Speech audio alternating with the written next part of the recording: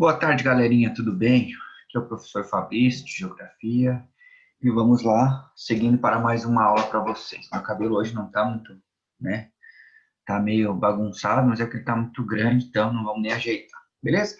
Pessoal, então seguindo nossa ementa, hoje a gente vai falar sobre um tema que é a formação das chuvas, né? As questões das chuvas e das nuvens. Vocês vão ver que tem uma relação óbvia entre ambos os temas, tá? Então, eu vou dividir a tela aqui para a gente estar falando sobre esse tema, tá? É um tema tranquilo, bem simples de vocês entenderem, né? Só que tem que prestar atenção nas formas aqui, né, de como se formam esses fenômenos, tranquilo? Então, agora nós vamos falar sobre chuvas e nuvens, beleza, galerinha? Beleza? Tranquilo? Vamos lá aqui. Deixa eu só compartilhar a tela aqui, ver se meu áudio está funcionando aqui. Está funcionando normal. Beleza, então vamos lá. Deixa eu voltar aqui um pouquinho. Opa.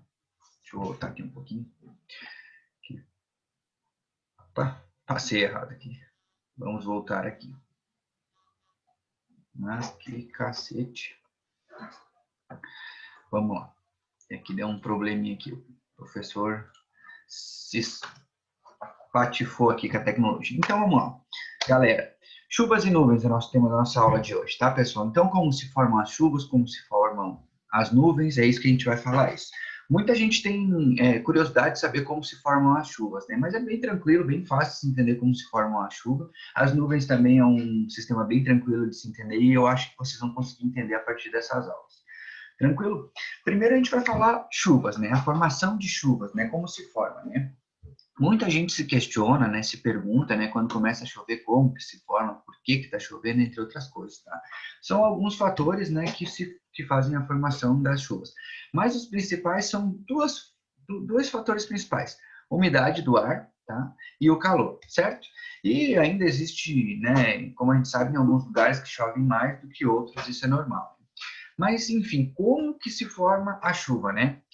Bem, as gotas de água que caem do céu, pessoal, para vocês entenderem, são formadas a partir da evaporação ou da evapotranspiração, depende muito da situação.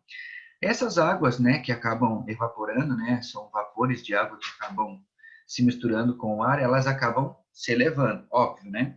Assim formam-se as nuvens, que é o que a gente vai entender nos próximos slides. Em seguida, as nuvens ficam carregadas dessa água em forma de vapor, né, que sobem pela superfície até se encontrar com massas de ar frio. Consequência disso, o vapor d'água se transforma em líquido novamente, né, por causa dessa questão de ar quente e ar frio, né, e logo por conta da pressão, a água em estado líquido cai, né, novamente em forma de chuva. Visto isso, a formação da chuva ela ocorre em lugares em que existe umidade do ar, certo? Então, existe um lugar úmido, né, a umidade do ar vai ocorrer chuva, certo? Assim, em regiões muito secas, né, como por exemplo nos desertos, a ocorrência de chuvas ocorre, obviamente, né, com menor frequência, né, porque a umidade do ar é baixa, certo? Então, para que a chuva ocorra, pessoal, é necessário que se formem as nuvens, né, claro, né, carregadas de vapor d'água, como já comentei para vocês. Nesses casos, a chuva ocorre de maneira frequente em ambientes que há muita umidade do ar. Já em lugares mais secos, né, não ocorre. Quando a gente se calcula, né, a quantidade de chuva em uma determinada região, uma determinada cidade, utiliza um índice pluviométrico, ou seja, é um mecanismo operado por pesquisadores climáticos que mede a quantidade de chuva sempre em milímetros, pessoal. Por isso que vocês vão notar, por exemplo, no jornal, quando passa lá, aqui em Lages vai chover 30 milímetros. É a quantidade de chuva que vai cair naquela determinada área. É como se fosse assim, ó, a cada 1 metro quadrado daquela determinada região, a quantidade de chuva seja em milímetros. Por exemplo, vai chover 30 milímetros, vai chover uma quantidade de 1 metro quadrado de 3 centímetros, ok? Quanto a isso, tranquilo, né? Outro ponto também que pode contribuir para prever a quantidade de chuva são os fatores naturais, como a umidade, os ventos e a temperatura, né, pessoal? Dessa forma, os meteorologistas, eles podem antever a quantidade de chuvas e até o horário que vai chover, né? Notem que a previsão do tempo diário, ela diz, vai chover mais próximo das 6 horas, entre outras coisas, né? E esses dados também são analisados por satélites, aquilo que a gente já estudou lá em cartografia, certo? Então, aqui eu trouxe um slide para vocês, que os tipos de chuva correspondem a diferentes classificações de precipitações, vocês vão entender o que é precipitação no slide mais à frente. vocês já conhecem esse tipo de precipitação, mas provavelmente nunca tiveram esse assunto em sala de aula, né? E cada tipo, né, existem 3 tipos de chuvas principais, aqui eu coloquei 4, mas os 3 tipos principais eu vou explicar para vocês, que é a chuva frontal, a chuva convectiva e a chuva orográfica. E também nesse slide aqui vai ter um pouquinho sobre a chuva ácida, pessoal, beleza? Aqui vamos ter um mapa mental sobre cada uma das chuvas, tá? A chuva frontal são aquelas resultantes de encontro direto entre 2 massas de ar, uma seca e fria, e outra úmida e quente, né, aqueles encontros, né? A massa de ar frio densa faz a massa de ar quente leve subir, né, e inicia o processo de condensação, então a precipitação, também conhecida como chuva ciclônica. Já a chuva orográfica são as chuvas resultantes de bloqueio de uma massa de ar úmido, por uma forma de relevo íngreme, né, como uma montanha. As massas de ar úmido vêm dos oceanos, né, ao se encontrar, por exemplo, uma montanha é forçada a subir grandes altitudes. Ao elevar-se a nuvem resfria-se, né, porque quanto mais alto, mais frio, né, ocorrendo o processo de condensação seguido de precipitação, que é a chuva. Né? E o último aqui é a chuva convectiva, né? Que é a que ocorre muito aqui no Brasil, né? Ocorre em regiões de clima tropical, é uma chuva de abrangência local, e quando há movimentação de ar, o ar frio denso desce, né? E o ar quente, que é o mais leve, sobe, né? Ao elevar-se, o ar carrega toda a umidade, iniciando o processo de condensação, e em seguida, né, ocorre a chuva, né, a precipitação, né? Também conhecida, né, a famosa chuva de verão, né? Então, a chuva de verão é a chuva convectiva, ok? Aqui eu quis trazer para vocês também um conceito bem atual, que é a chuva ácida, né? Que o que é essa chuva ácida, né, pessoal? É comum nas grandes cidades devido à poluição em níveis elevados, né? E dessa forma é um tipo de chuva que apresenta grande quantidade de poluentes na água, né? Em níveis muito altos. Além disso, ela é classificada observando um grau de acidez da água, né? E vale lembrar também que todos os tipos de chuva possuem acidez, né? Entretanto, o que diferencia a chuva ácida das demais chuvas é a quantidade de acidez apresentada na água, né? Dessa forma, a acidez da água é calculada levando em consideração o pH. Quando vocês pegam uma garrafa... Até quero ver se eu tenho alguma aqui. Não, não tem. Quando vocês pegam uma garrafa de água mineral, no verso ali ela tem a quantidade de pH da água, certo? O pH significa o potencial hidrogênico da água, ok? Né, nessas questões da chuva é isso, né? Mas quando a gente vê na televisão, né, as questões de precipitação, né? O que é precipitação? Ah, vai acontecer precipitação em Santa Catarina e tal, tal, tal. A precipitação nada mais é, pessoal, que é a volta da água que se encontra na atmosfera terrestre. Então, tudo de água que se tem na atmosfera terrestre é precipitação, certo? A água evaporada dos recursos hídricos existentes na superfície, passando então de fase líquida para a fase gasosa, ascende na nossa atmosfera. Ao subir para camadas mais elevadas, esse vapor d'água sofre processo de condensação, dando início à formação das nuvens, que carregadas, né, de umidade, podem então precipitar-se de diferentes maneiras, como em forma de chuva, neve, granizo, neblina, entre outros, né, iniciando um outro ciclo hidrológico. Certo? Então, precipitação é a água que está na nossa atmosfera. Aqui estão os tipos de precipitações principais, aqui, tá? Que é o retorno da água, tá? É a água retornando para a Terra, certo? Principais aqui eu vou colocar para vocês. A neve é uma precipitação de água em forma de gelo em dimensões variadas, né? A saraiva é precipitação em forma de gelo com um diâmetro de até 5 milímetros, ok? Orvalho, precipitação formada devido à condensação do vapor d'água no meio ambiente no período noturno, devido à queda de temperatura, acontece muito aqui. A geada, que é outro fenômeno que acontece muito aqui na nossa cidade, precipitação se forma mediante vapor d'água, né? Com temperaturas abaixo de zero. Outro tipo de precipitação que acontece muito, principalmente à noite, é a neblina, né? Precipitação de água muito fina e com baixa intensidade, né? Que é aquela que a gente não consegue enxergar direito a estrada, né? E o último que eu coloquei para vocês aqui, o granizo, que é a precipitação que forma pedras de gelo com um diâmetro acima de 5 milímetros. Então vamos lá. Granizo, pedras de gelo que caem, né? Acima de 5 milímetros. Saraiva são menores que 5 milímetros. Pega essa dica que o professor está falando. Tranquilo, galerinha? Agora vamos chegar aqui num conceito que ele é muito complexo, né, um tanto quanto complexo, né, mas de até, né, fácil entendimento, até de fácil entendimento que é as nuvens, né. As nuvens, pessoal, né, praticamente todas as pessoas quando param e olham para o céu gostam de ficar ali admirando as nuvens, né. Assim é por meio de uma análise das nuvens que as condições atmosféricas de determinadas áreas e regiões é determinada, né? As nuvens representam quantidade e forma e estrutura atmosférica. E as nuvens que habitam nossos céus, pessoal, né, nada mais são que gotículas de água condensadas e acumuladas na troposfera. Notem que as nuvens, né, quando vocês forem olhar para o céu, elas estão em constante movimento e elas estão sempre se juntando, né? Elas são responsáveis por boa parte dos principais efeitos meteorológicos por nós sentidos e observados, né? O calor do sol irradiado sobre a superfície, né, da Terra aquece a água, provocando a evaporação da água, né, em formação de vapor, né, que acende e, ao encontrar temperaturas mais baixas, passa pelo processo de condensação, né? A água sobe quente, né, e desce fria, né? Dependendo das condições de temperatura, altitude, pressão e outros fatores, as nuvens apresentam diferentes formas e características, como a gente vai ver mais para frente, né? Nem todas as nuvens são iguais, tá, pessoal? Também outras propriedades físico-químicas. Por isso, são classificadas a partir de diferentes trilogias, né? E a partir daqui a gente vai entender os diferentes tipos de nuvens, né? Vocês vão entender que existem nuvens baixas, médias, altas, né? Que são questões de altitudes, né? Existem altitudes de nuvens entre 0 e 18 mil metros, né? 18 quilômetros, né? Acima das nossas cabeças, né? E a composição e formação das nuvens... Opa, deixa eu voltar aqui. Voltar aqui. As nuvens são formadas a partir, né, de gotículas de água, gelo ou as duas formas ao mesmo tempo, né? Quanto mais baixa a nuvem é formada, né, as nuvens baixas são formadas apenas de água, as nuvens médias são formadas por gelo e água e as nuvens altas são formadas apenas por gelo, ok? E o processo de formação de uma nuvem, né, funciona com a condensação do ar que vai para a atmosfera em forma de calor e assim esse ar em contato com a atmosfera fria, né, se condensa e a nuvem é formada.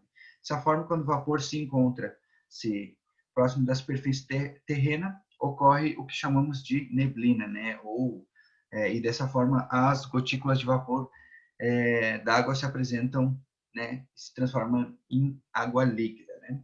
Aqui a gente vai ver a classificação das nuvens. Notem aquilo que eu comentei para vocês ali, né.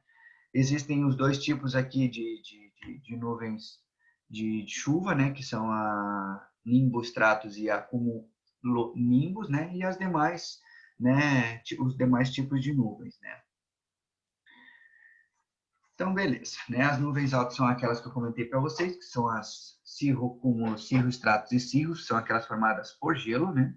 As nuvens médias, que são formadas de gelo e de água, né, que são altocúmulos, altoestratos e cumulonimbus, e as nuvens baixas, né, que é a nimbostratus, que é formada apenas por água, né, a estratocúmulos e acúmulos. É isso que a gente vai ver daqui para frente.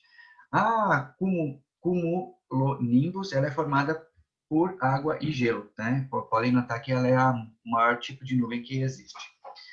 Então vamos lá. Aqui tem mais né, um tipo uma imagem aqui para ficar mais tranquilo para vocês.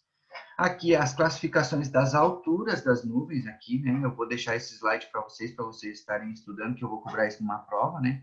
Que são as alturas das nuvens, tá? E aqui as nuvens, né? Aqui a gente vai começar com as nuvens baixas, como já comentei para vocês, né? Aqui acúmulos, né? O modelinho, o desenho que ela é, vocês podem até olhar no céu, né? Elas oscilam entre 0 e 3 quilômetros acima da Terra, né? São nuvens frequentemente isoladas com base horizontal, né? E o topo geralmente não muito elevado, né? Um pouco arredondado. Comumente apresenta na cor branca, né? E às vezes em um cinza mais claro, indicando quase sempre um tempo mais calmo, sem chuvas, né? Aqui, a cumulonimbus, né? Que é muito conhecida por serem as nuvens de tempestades ou nuvens de trovadas, né? Também apresenta desenvolvimento vertical, baseado entre 1.000 e 3.000 metros, né? E seus topos mais de 10.000 metros, né? Então, aqui vocês também, pela imagem, vocês podem estar notando lá fora. As estratos também são nuvens baixas que apresentam camadas homogêneas e suaves, né, sendo muito parecidos com a nimbostratus, diferenciando por serem mais baixas e uniformes. Certo? E essas aqui, elas costumam produzir chuvas bem fracas ou garoas. Tranquilo? Seguindo aqui a estratocúmulo, nuvem que apresenta em formato de um lençol, contínuo ou descontínuo, né, que apresentam um aspecto acinzentado ou uma cor branca com manchas escuras, né? São as principais responsáveis pelas grandes turbulências em aviões em virtude das suas velocidades de deslocamento, né, se movimentando muito rápido, né? Nimboestratos são nuvens baixas e escuras que geralmente ocasionam chuvas não muito fortes, né, porém mais duradouras, né, impedem totalmente a passagem da luz solar, né, e apresentam uma cor cinza, né. São aqueles dias nublados, né, que quando não tem chuvas, né, ou quando tem chuvas que não são muito fortes, são aqueles dias nublados que nós temos, né, são formados por nuvens nimboestratos. Aqui, né, as nuvens, aquelas que geralmente se dão no fim da tarde, né, que é altocúmulos, aquelas nuvens bonitas, né, que muita gente gosta de bater foto, né, elas são em forma de pequenos tufos que lembram algodões, né, relativamente separados entre si com pequenas espessuras, né.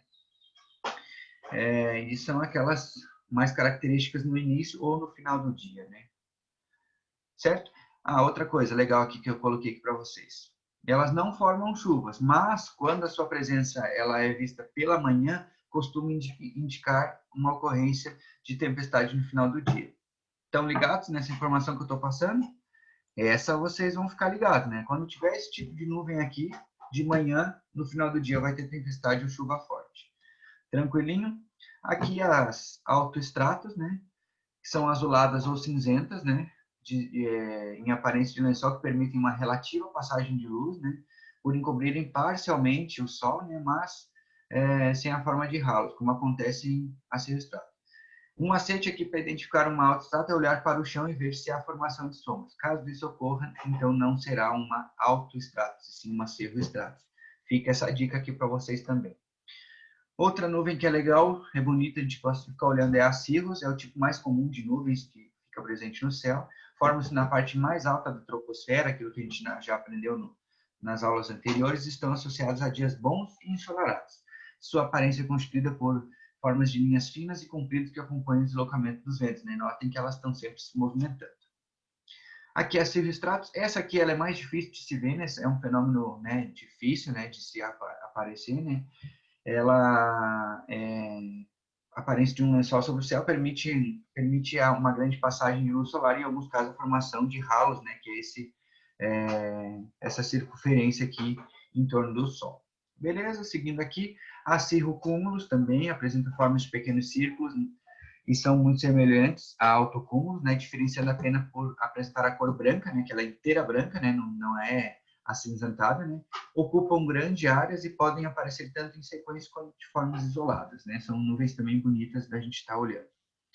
Aqui também, né, além desses 9 tipos de nuvens que eu passei para vocês, aqui tem mais inúmeros tipos de nuvens, né, notem que são inúmeras, né, as baixas, médias e altas, né, não vou falar sobre todas elas, né, e aqui eu trago um pequeno meme para vocês aqui, né, que é apenas para deixar a aula um pouco mais leve, né? Que são duas nuvens conversando, né? Que uma comenta que acabei de chover em um casamento, foi maravilhoso. Aí a outra nuvem pergunta, né? Nossa, cara, por que você odeia tantas pessoas assim? Aí ela fala que há 3 anos atrás, né? A pessoa tinha comentado que aquela nuvem parecia um elefante, né? E aí ela chateada acabou fazendo chover no casamento do rapaz. Certo, galerinha? Então, nossa aula de hoje era sobre chuva e nuvens, né? Espero ter explicado para vocês de uma forma que vocês tenham entendido, né? Quando vocês tiverem dúvidas sobre esse tema, me chamem, né? Notem quando vocês forem, né, olhar as nuvens, que todas essas informações vão bater com o que eu estou falando para vocês, né? E é muito interessante ver a formação, né, das nuvens, das chuvas, quando a gente tem um pouquinho de conhecimento. Certo, galerinha? Então a aula de hoje se encerra aqui. Quero deixar o meu abraço para vocês. Fiquem com Deus e até a próxima aula. Um abraço do professor Fabrício e até mais. Tchau, tchau.